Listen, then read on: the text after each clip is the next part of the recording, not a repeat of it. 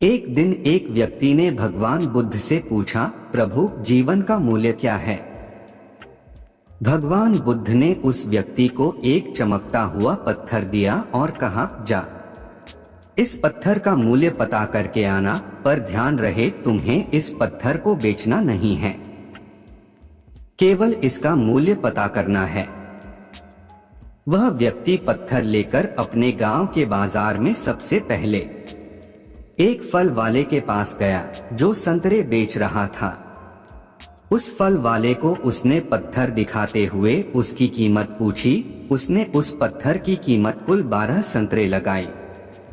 उसके बाद वह व्यक्ति एक सब्जी बेचने वाले के पास गया। सब्जी वाले ने उसकी कीमत एक बोरी आलू के बराबर लगाई। वह व्यक्ति फिर अनाज व्यापारी के पास गया। उसने उस पत्थर की कीमत एक बोरी अनाज के बराबर लगाई।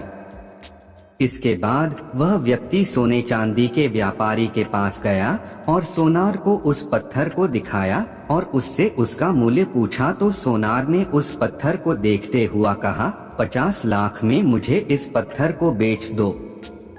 उस व्यक्ति ने सोनार को मना कर दिया। तो सुनार ने फिर कहा, भाई 2 करोड़ में दे दो या तुम ही बता दो इसकी क्या कीमत तुम लोगो। उस आदमी ने सोनार ने कहा, मेरे गुरु ने इस पत्थर को बेचने से मना किया है।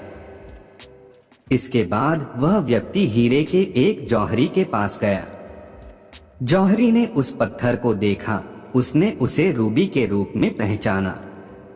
उसने उस पत्थर के सामने एक लाल कपड़ा बिछाया और उस बेशकीमती रूबी की एक परिक्रमा लगाई, माथा टेका। फिर जौहरी उस व्यक्ति से पूछा, कहां से लाए भाई ये बेशकीमती रूबी?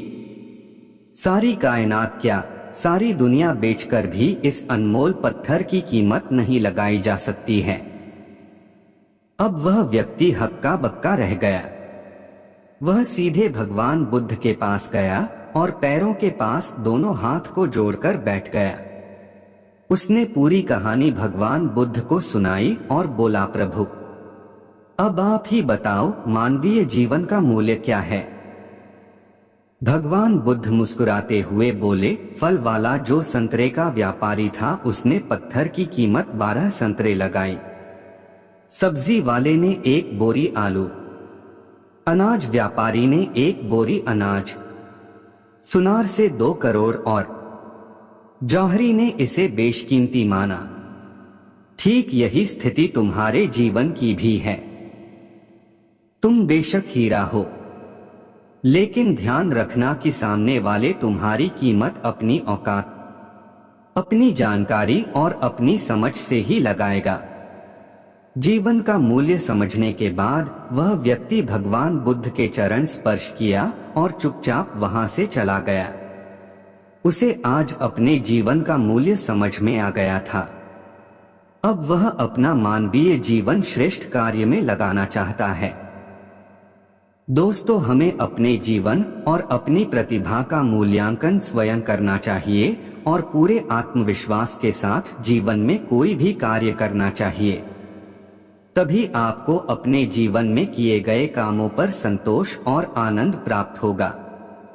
अब चाहे आप अपने आप को 12 सतंरे लायक कामयाब बना लो या बेशकीमती बना लो, निर्णय आपका है। दोस्तों, आज की यह छोटी सी कहानी कीमत आपको अवश्य पसंद आई होगी और साथ ही इस कहानी से आपको खुश रहने का मूल मंत्र मालूम हो गया होगा।